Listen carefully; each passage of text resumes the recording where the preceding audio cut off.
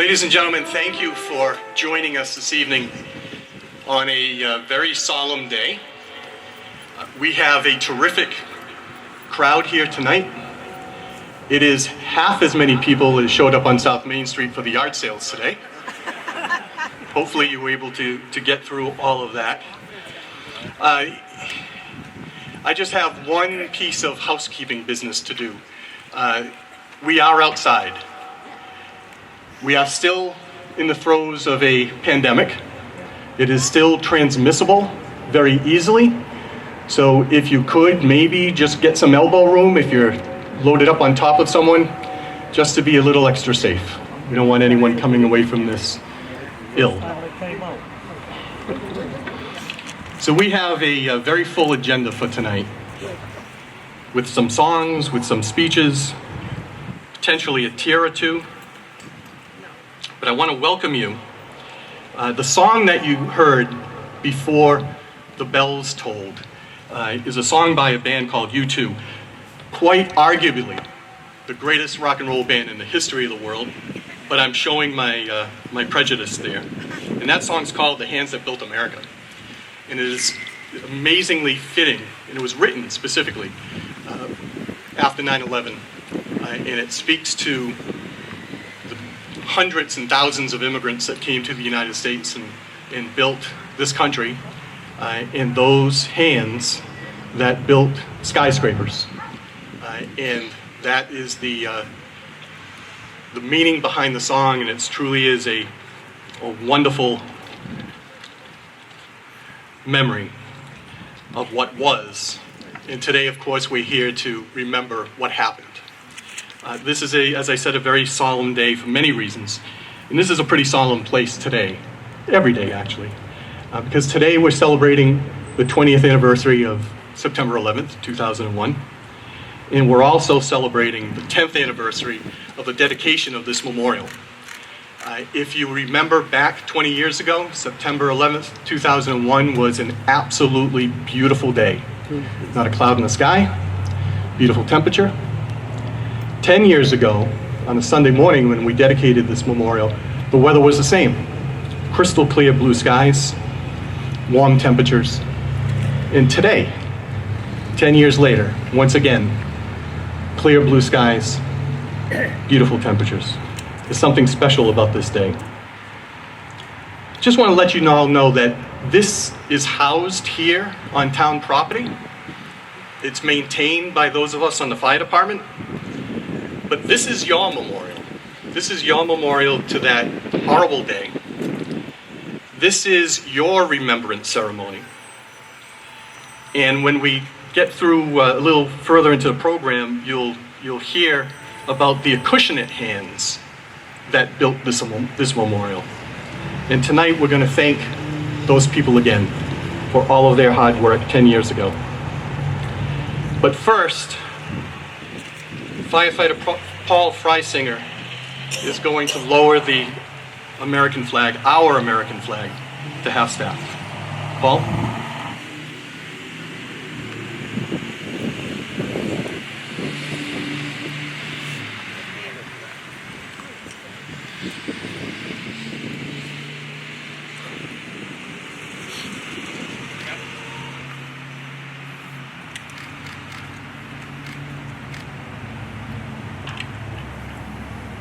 Thank you, Paul.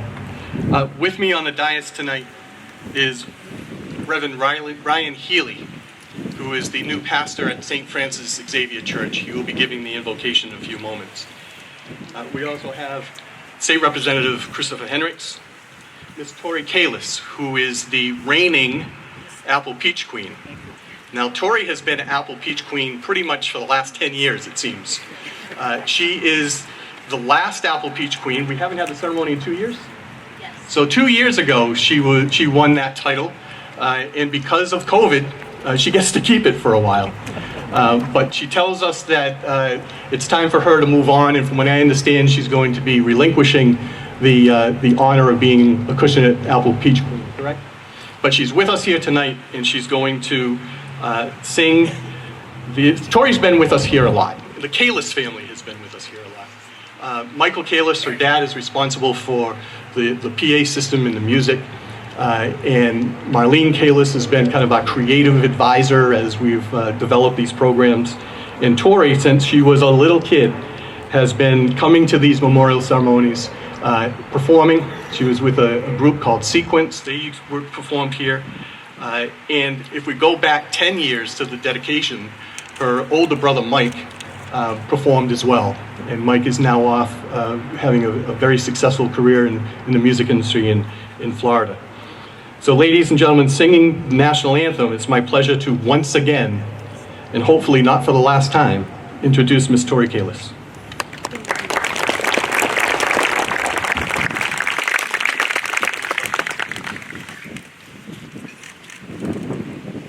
Oh, say, can you see by the dawn's early light what so proudly we hailed at the twilight's last gleaming, whose broad stripes and bright stars through the perilous fight o'er the ramparts we watched were so gallantly streaming, and the rocket's red glare, the bombs bursting in air, gave proof through the night that our flag was still there.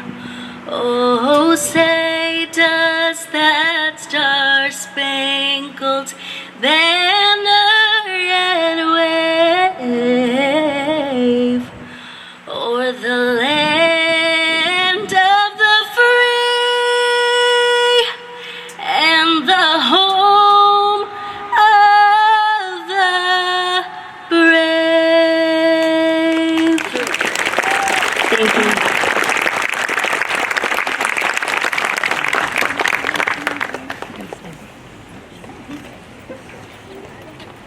So ladies and gentlemen, not only was that a beautiful song, but Tori has been struggling this week with some throat issues, irritation, and she wasn't sure she was going to be able to perform tonight. Thank goodness that she can. That was absolutely beautiful. Thank you, Tori. We also have here members of the Board of Selectmen, Mr. David Wona, and the Chairman of the Board of Selectmen, Mr. David DeRoche. You'll be hearing from him soon.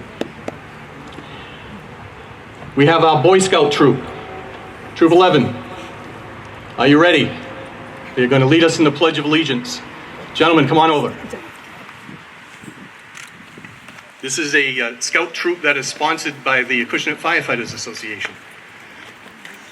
So you're looking at your future call firefighters marching in.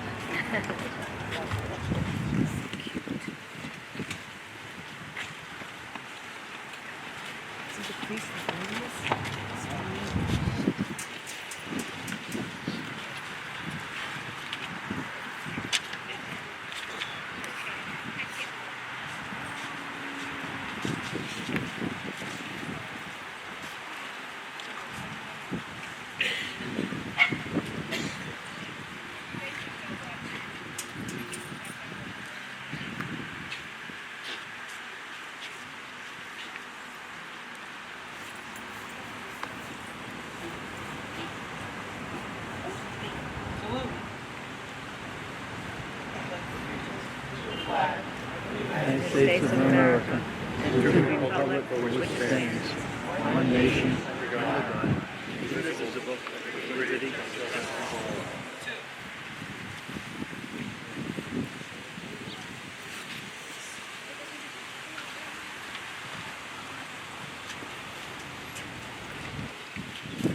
Thank you very much, gentlemen. So in the 10 years that we've been doing these ceremonies, and we only missed one, and that was last year because of COVID.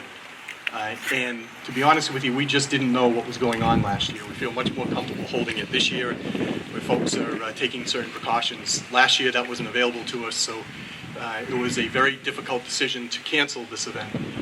But we're very, very glad that it's back on. But in the course of those 10 years, we have been blessed with 3 different pastors from St. Francis Church who have come over to do an invocation, say a prayer, to offer some comments.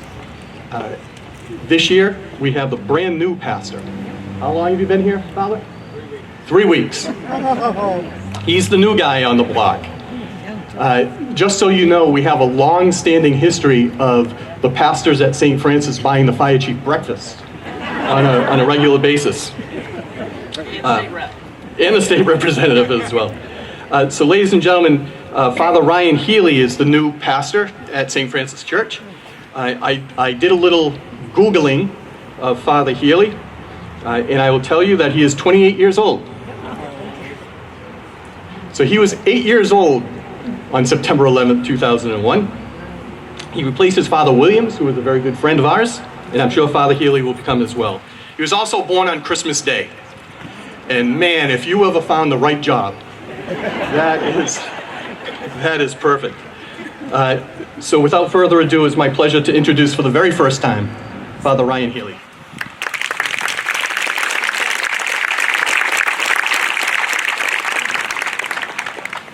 Thank you very much, Chief Gallagher. It's an honor to be here this evening representing the Catholic community of Acushnet as we gather on this most important and sacred day to honor the memory of those lost in the September 11th attacks, as well as to give thanks to God for all of our first responders.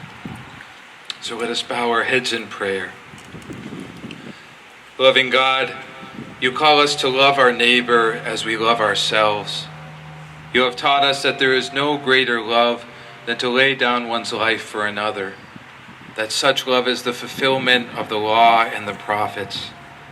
We gather today to honor those who not only respond to others' needs, but who indeed keep vigil 24/7, 365 days a year, watching and waiting to offer the first response to any and all who are in trouble, especially when disaster and tragedy paralyze most of us.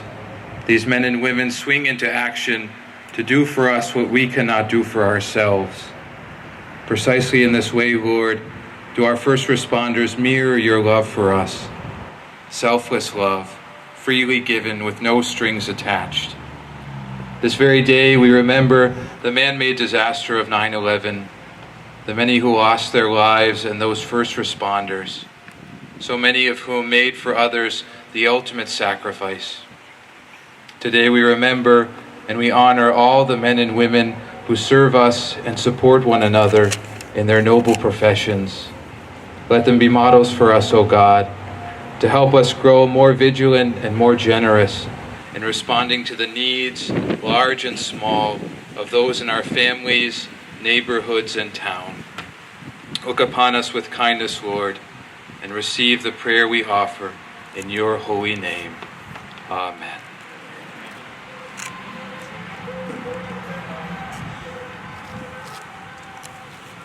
Thank you very much, Father. We are a small department, as you know, and family is a very important thing to us. That's why it gives me great pleasure to call forward for the placing of flowers at the base of the memorial. Our senior full-time firefighter, Eric Arruda, and his son, Mason.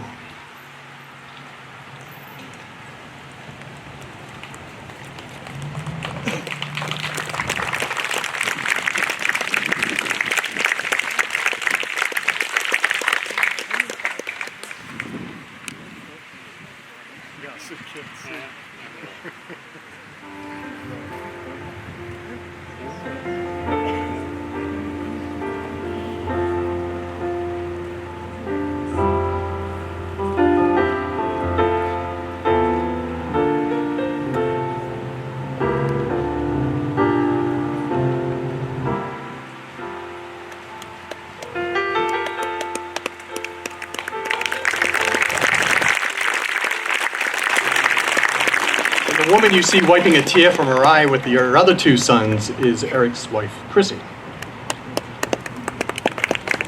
who cries a lot. And we love her for that.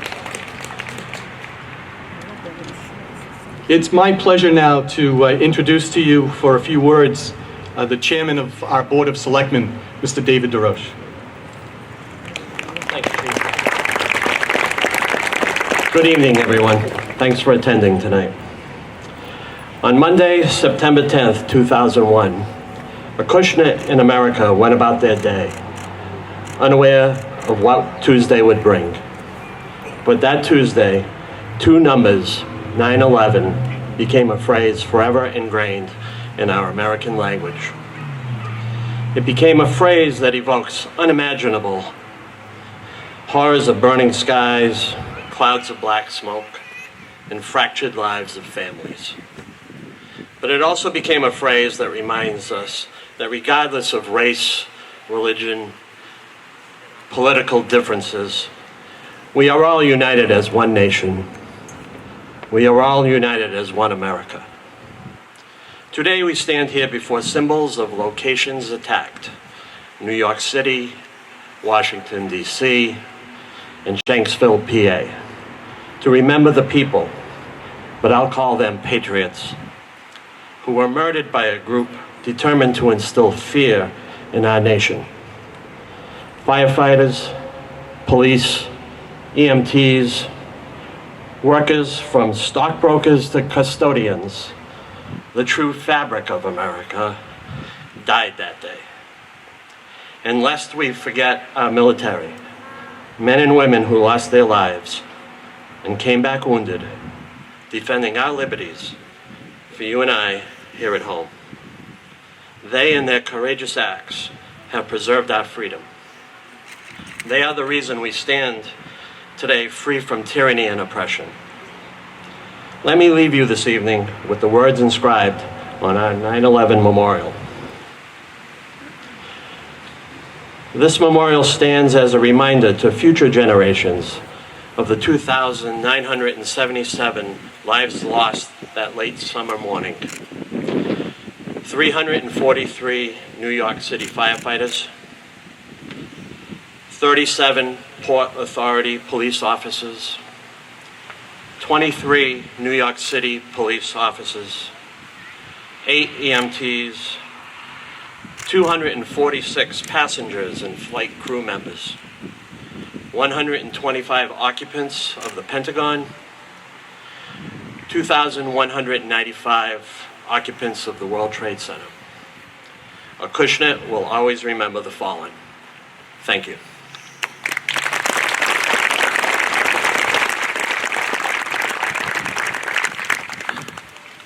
Thank you, Mr. Chairman.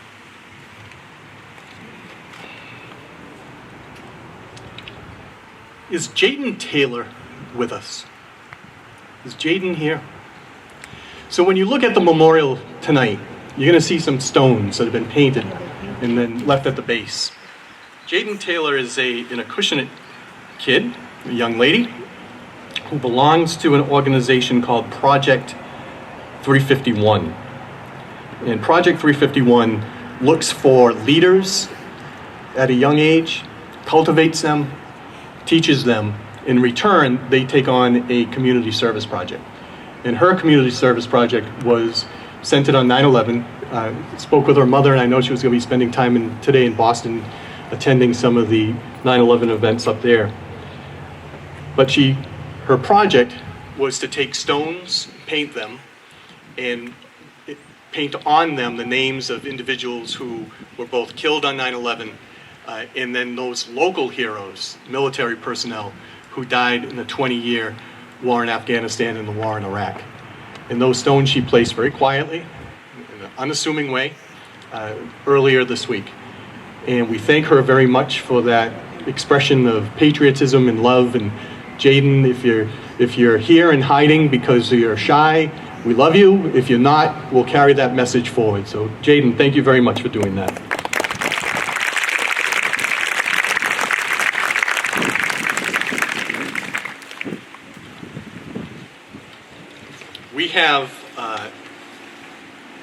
We're constantly bringing on new personnel. We don't lose many people that leave the department, full-time firefighters or call firefighters, and we gain many in the course of the last 10 years. And bring on a couple, two or three.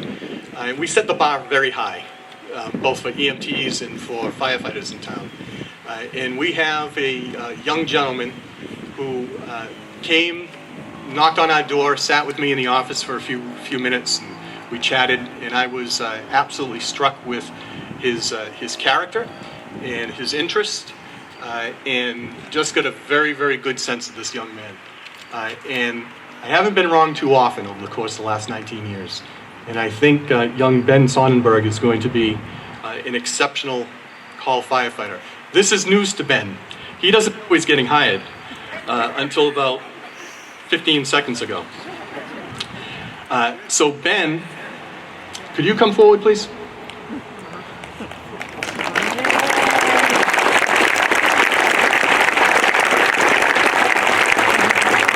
Right there.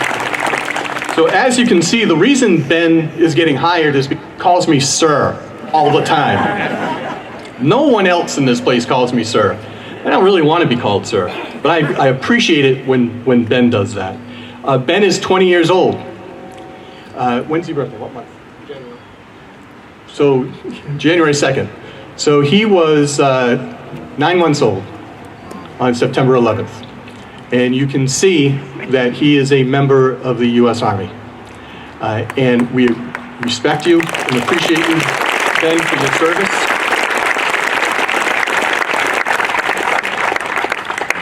The fact that Ben was an infant on 9/11 and has chosen to serve our country in the military and wants to serve this small community as a call firefighter speaks volumes about him. So we have a form. We have many, many, many forms in the town of Acushnet. Mr. Chairman, you're killing us with all these forms that we got to sign when we bring on a new person. But this is the most important one. This gets him paid. This is the one that establishes a date of hire. And Ben, I've filled this form out, and your date of hire is officially September 11th, 2021. And all I need you to do, my friend, is sign this, and you're in.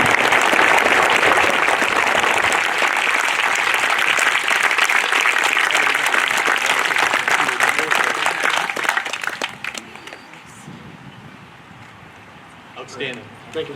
Hell, if you wanted to salute me, that'd be kind of cool, too. Next time. Thank you, Ben, and thank you for wanting to be part of this organization. So, Ben, you're going to learn, as the rest of the gang learned, of multiple traditions that we have here on our fire department and that other fire departments have across the country. There was one that was started in 1870 by the Fire Department of New York, and that is called the 5 signal. And a bell is rung to announce a line of duty death or an important death. And we think it's very appropriate in honor of the 343 members of the New York City Fire Department who perished that day, the members of the New York City Police Department that perished that day, the EMTs that died, the Port Authority law enforcement officials that died that day as well, to offer the 5 signal. Jeff?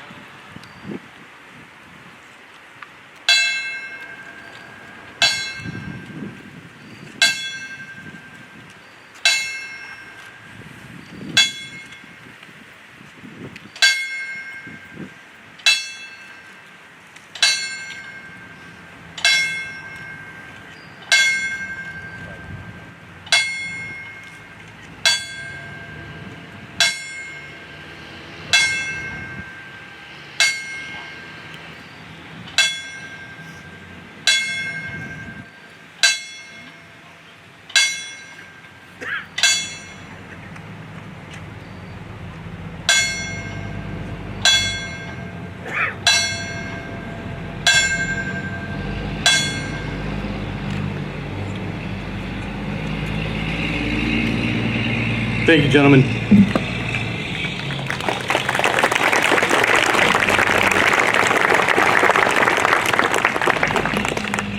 So I think it's time for another song. So let's bring Tori Kalis back. Tori? Honestly not sure what song this is. It's either God Bless the USA or God Bless America. I will find out in a second. God Bless America it is. Feel free to sing along, please. God bless America, the land that I love. Stand beside her and guide her through the night with the light from above. From the mountains to the prairies to the oceans wide with foam. God bless America, my home sweet home. God bless America, my home sweet home.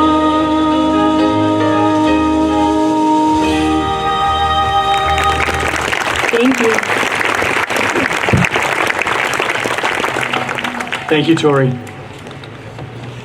So, ladies and gentlemen, in the crowd tonight,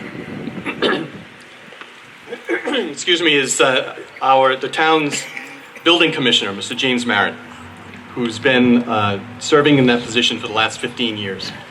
And 10 years ago, when we were building the memorial, we told everyone that we wanted to play by the rules. We shouldn't be treated any differently, and let's get a building permit to make this official.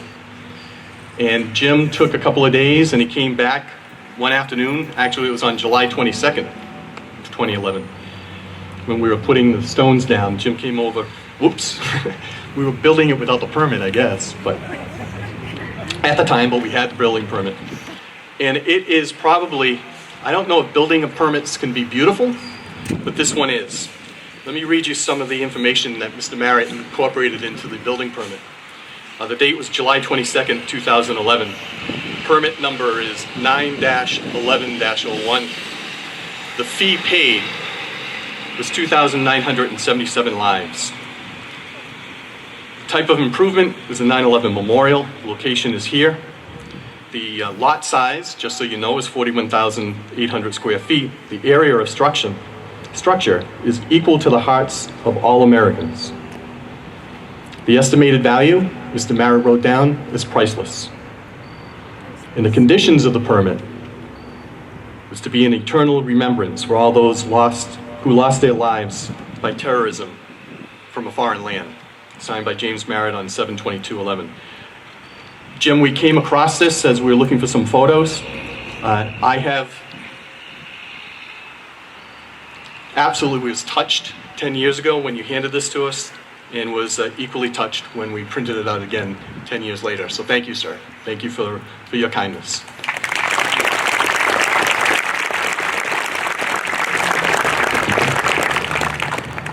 Our next speaker is Roger Nato, who is an Acushnet resident. Roger was a member of our department for several years.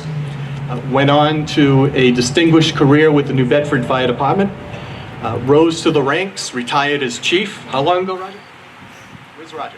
Where's Roger? Come on over, Roger. Oh, I'm sorry. Ladies and gentlemen, Roger Nato, who should have been sitting up here all along.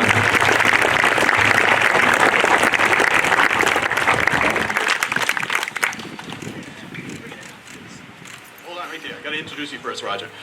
So Roger came up through the ranks, served as chief, and was shaped by the experiences he had as a firefighter and as a fire chief. Roger is also shaped, I'm sure you'll completely understand, by the death of his brother, Gerald Nato, who was a district chief in the city of Fall River.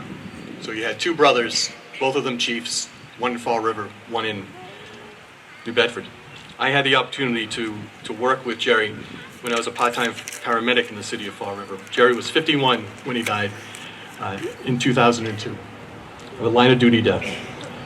And Roger has been a leader locally, at the state level and at the national level, of keeping the memory of deceased firefighters alive through the National Fallen Firefighters Foundation.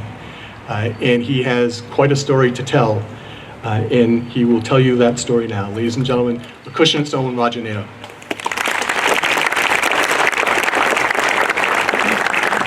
Thank you very much for the introduction, Chief.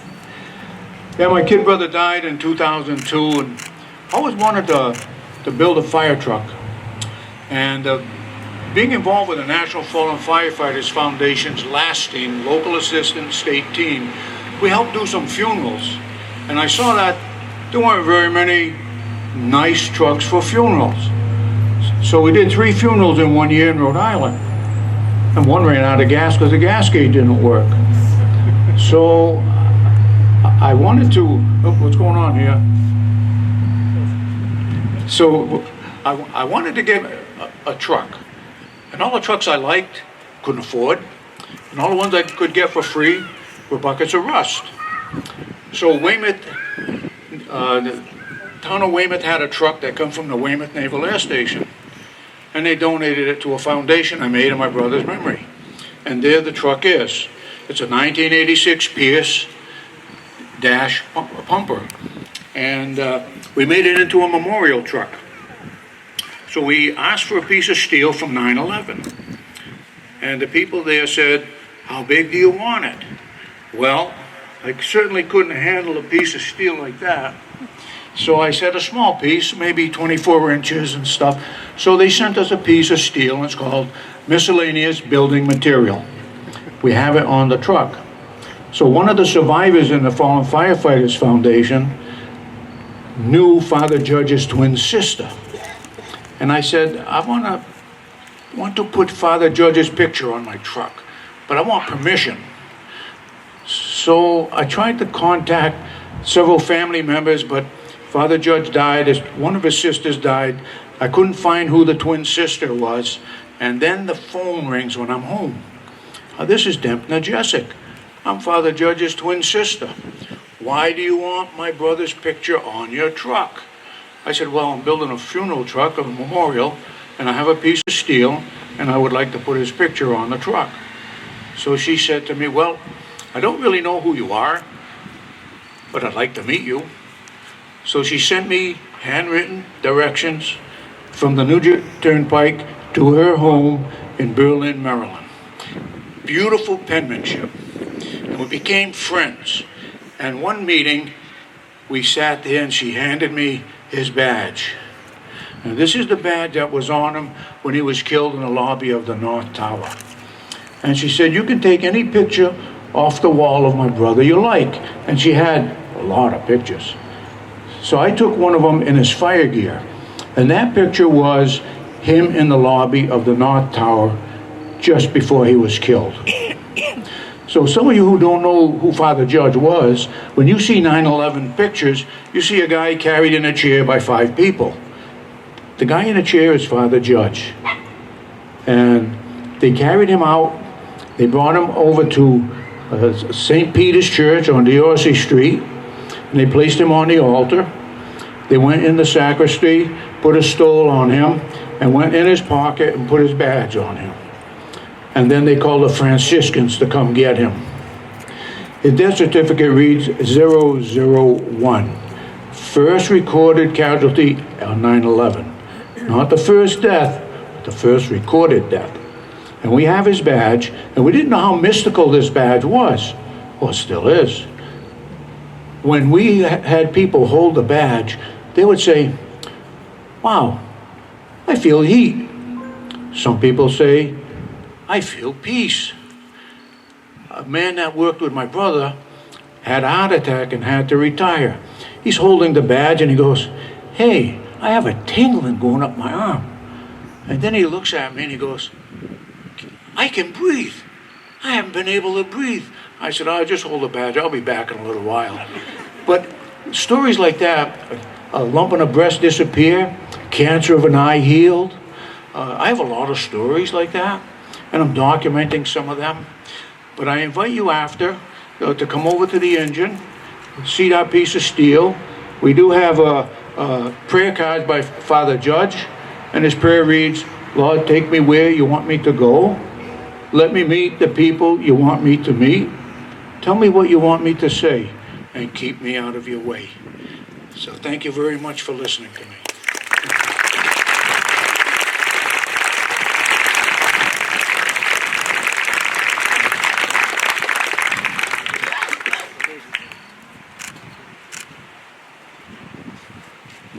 So I'm going to share something with you.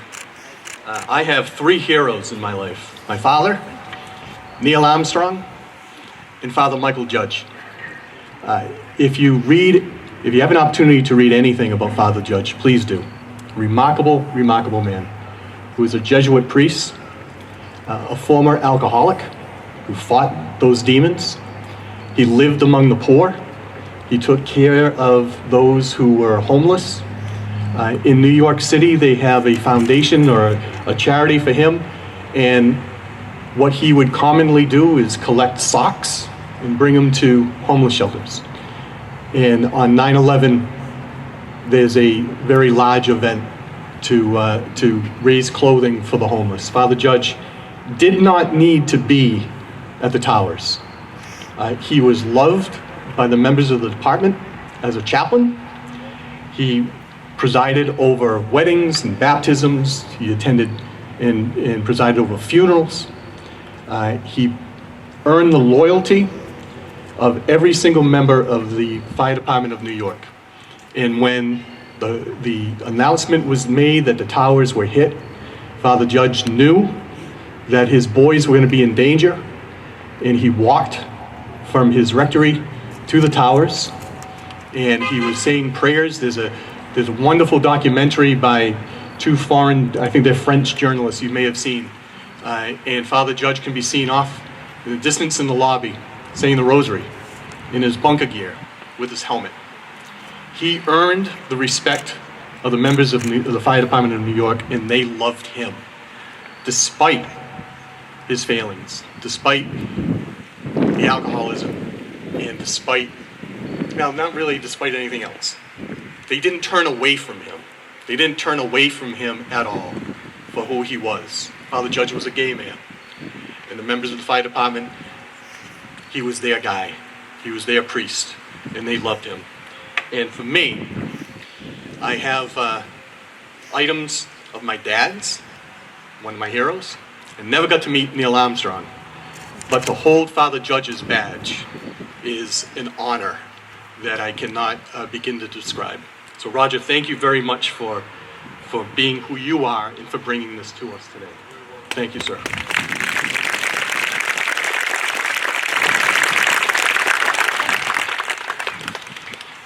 So it's extremely hard to imagine that it's been 20 years. When we look at somebody like Ben, who's now a firefighter, he's in the military, and he was a child then. 20 years, 2 decades have gone by. And 10 years have gone by since the dedication ceremony that we had. Earlier today, we did a COVID testing event at the Council on Aging. And before I talk about that, I want to publicly thank the members of the Acushnet Emergency Management Agency, our EMA. When I talk about the volunteerism that built this memorial, you cannot believe the effort that EMA members give to this town every single day, often in an unsung manner. And today we had 125 people come into the building for COVID testing, another 40, I believe, for vaccination. And it's smooth, it runs efficiently. I recognize many of their nostrils from swabbing. None of that we would not be as effective as we are without the folks from EMA. And I want to publicly thank their director, Jerry Bergeron, who's there in the white shirt, and all the members who are so selfless in giving their time and their energy to making this a great community. But those 125 people that came through the door today, I had an opportunity to ask them where they were. Where were you 20 years ago today? And it was clear that the pain still resonates. Some shed tears. Many had stories similar to mine, and I'm sure similar to yours. Just starting their day, watching Matt Lauer, hearing the news, being at work, hearing from a coworker, maybe a phone call from a loved one. and then the entire day spent watching TV and watching this tragedy unfold. I was asked several times this week to reflect. This time of the year, because of this memorial, we get a lot of calls from local television and local newspaper and radio, and they all want some comment about the memorial and about tonight's event, and they always ask for some reflection. And it always comes back to this community. It always does. This was a community effort to build this memorial and to keep it as lovely as it is today. And there are some folks who have reminded us to stay focused on the events of those days, of that day, and not veer off on other topics and other issues, not to use this platform to talk about anything else, which I unfortunately have done on a couple of occasions. And I'd like to publicly thank Andrea Souza, who lost a loved one in the towers, who I think was spot on for reminding us that this event and this day is about them, the folks who are lost, not about anything else. And Andrea, you're here tonight, and I want to thank you for that very much.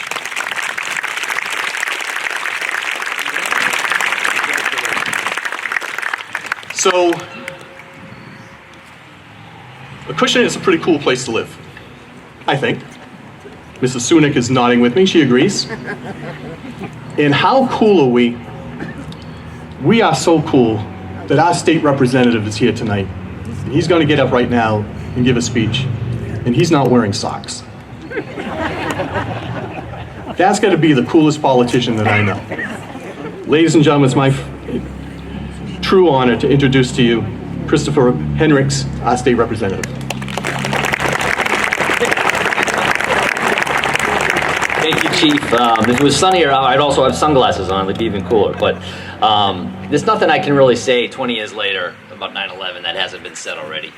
But I will say this isn't my only event today for 9/11. Obviously, it's a busy day, but this is the biggest turnout that I've seen all day. So I think that's important. So I think please give yourself a round of applause.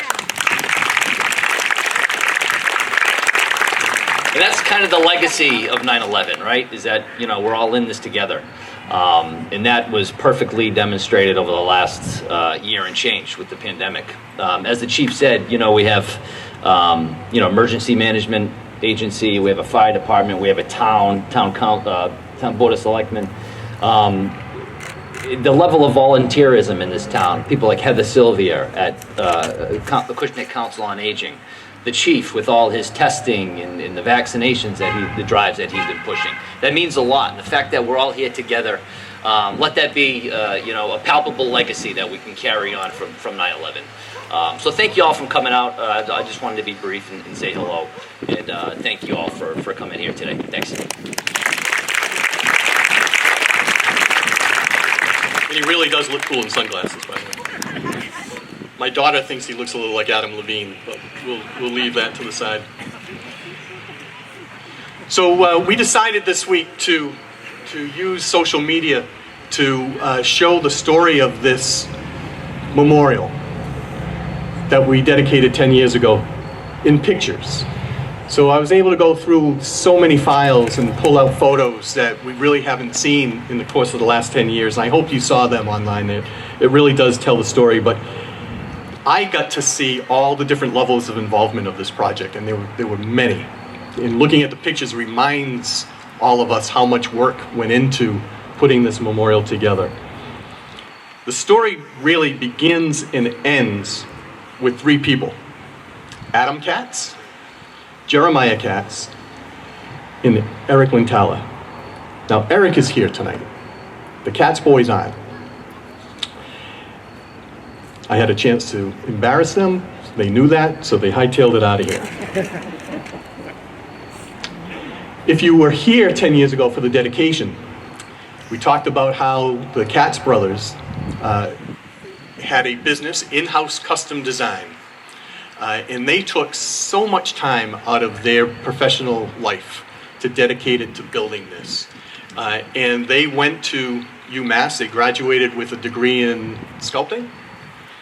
correct, Professor? And of course, they're subject to teasing. Who goes to college to get a degree in sculpting? Well, we're exceptionally pleased and happy that the Katz boys did, because they had that artistic flair and that know-how, combined their construction knowledge and their artistic ability, and this is what you get. And then add on top of that the guiding hand of a beloved professor of theirs, Mr. Eric Lentalo, who tells me that he's recently retired. Congratulations. Retired from UMass. Very, very good. We thank you as well. I have to tell you that we will never be able to pay off the debt to the Katz brothers for the time and the energy and the money that they lost. So maybe we can. If you are in need of any carpentry work, really good home improvements, please call Jeremiah Katz at In-House Custom Design, 774-328-9504. And you could help Adam and his wife Lauren, who have ventured out and have a business called the Game Arcade at 34 Union Street. I'm sure some of you have been there. If you want a burger, a beer, and play Pac-Man, that's the place to go. So stop by and say hi to Adam and thank him very much for all of his effort putting this together. But there's so many other people to thank. And one of the documents that I found when I was going through the files was the thank you section of the speech that I gave 10 years ago. And I would just like to go through this as a reminder of who it was that gave so much of their time. Some of the folks are here tonight, and we'll single them out and we'll thank you that I can see. And if I don't recognize you and don't single you out, please, I apologize for that. But I want this group of people who may not have been here 10 years ago, or like Ben, he was 10 years ago. He wasn't paying any attention to what I was saying. But I want you to hear their names again, because it's important, as much as it is to us, to memorialize those lost on 9/11. I think it's important for this community to remember those who gave so much building this memorial 10 years ago. The project never would have been completed without the special effort of some very, very special people. For all those who organized and executed our fundraising events, including Diane Barlow, Matt Tripp, Don Guyampa, Paul and Ann Martins, to all of you who contributed by helping to fill the booth or by purchasing a t-shirt that have held up very well after 10 years. Where's Diane? Look at her. That t-shirt is 10 years old. Or if you attended one of our benefits or bike runs, we thank you very much. To our friends at Broder Machine, Mark Broder, Mike Vieira, and a team of tradesmen who managed to balance a 2,700-pound steel beam on one corner. And to Dennis Hudon of Hudon Crane, who gave us a lift every time we needed it. That was kind of an inside joke. Dennis got it, nobody else got it. To Nelson Cardozo, who is here tonight, of Cardozo Construction, and his nephew Mike, who were always there when we asked them to be. To Costa Brothers, Masonry, for the beautiful stonework that you see and the amazingly talented workers who created it. To Joe Marmello, Manny Pico, and Jesse Camara, for making stairs in a 100-year-old wall that looked like an original. Those stairs are only 10 years old. Those guys built them. They donated their time.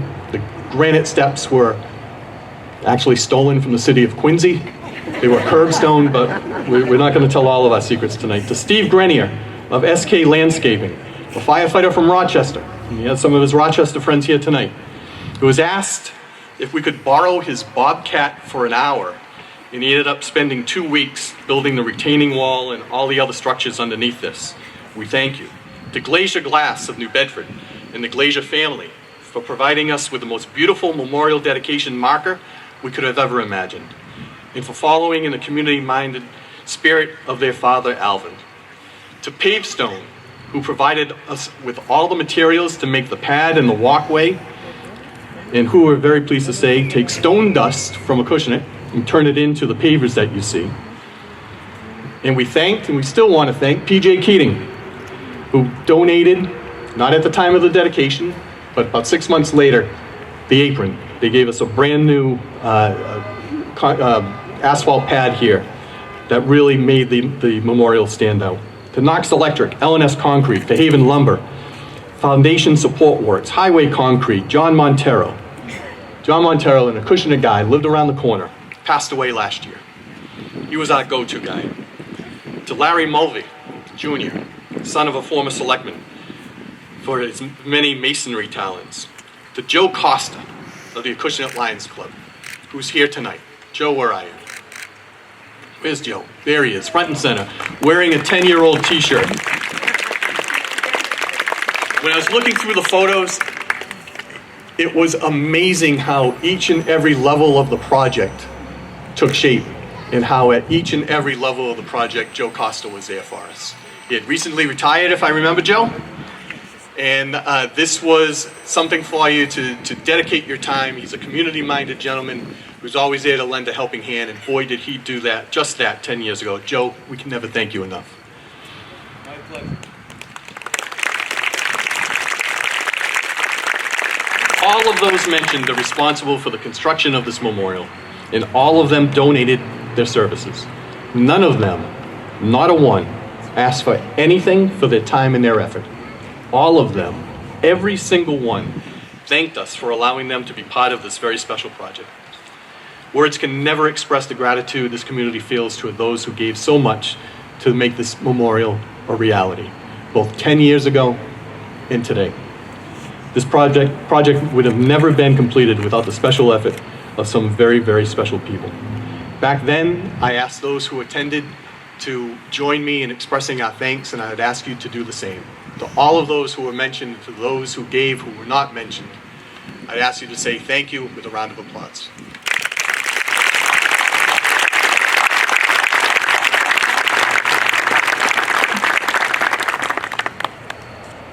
So we're coming to the end of our ceremony. We have one more song from Tori, and then I'd like to conclude with a very brief remark.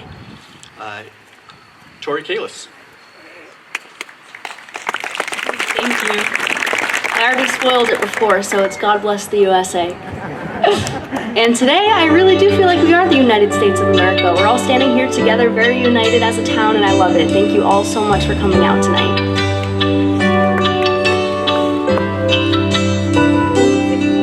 If tomorrow all things were gone, I'd worked for all my life, and I had to start again with just my family and my life. I'd thank my lucky stars to be given here today, 'cause the flag still stands for freedom, and they can't take that away. And I'm proud to be an American, where at least I know I'm free. And I won't forget the man who died, who gave that right to me. And I gladly stand up next to you and defend first till today. But there ain't no doubt I love this land. God bless the USA.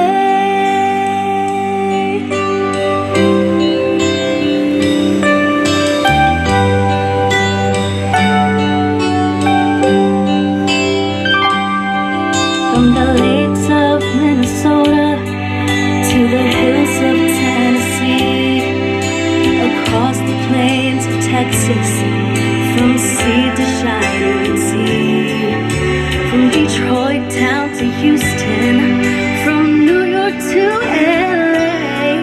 Well, there's pride in every American heart, and it's time we stand and say,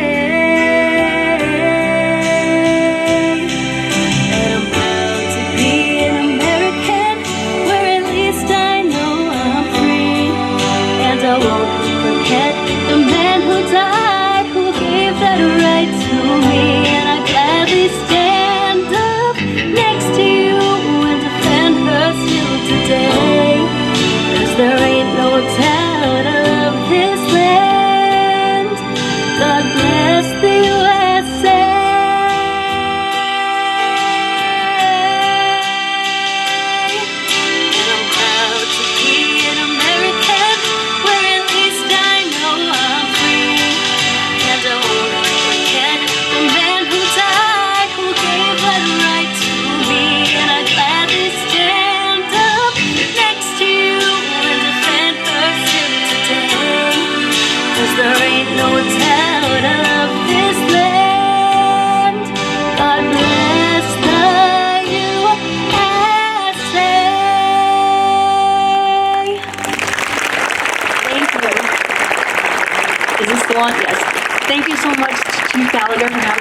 having me here again, once again, every year. I love coming here. It's been so sad the past 2 years that we have not had this event, so I'm so glad to see everyone here gather with us today. I'm so sorry. Wow, my voice is really not liking me today.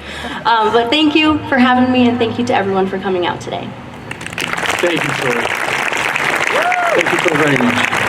It's been fun watching her grow up over the last 10 years. She's in college now. Marlene, how did we do that? I want to conclude tonight by thanking the members of the Acushnet Police Department who are here, who serve and protect us every single day. And we are very, very thankful to them. Police officers have a challenging job, maybe never more so than on yard sale Saturday. They're the folks that kept us safe today. And I want to also acknowledge and to thank from the bottom of my heart members of my family, members of the Acushnet Fire and EMS Department, who selfishly work extremely hard to take care of you in so many different ways.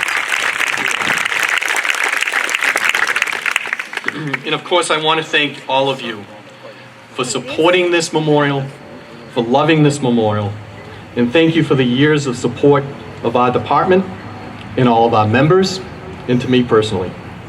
That group has made me look good for the past 19 years, and I can never thank them enough. Next September 11th, I will be in the crowd. I won't be at the podium.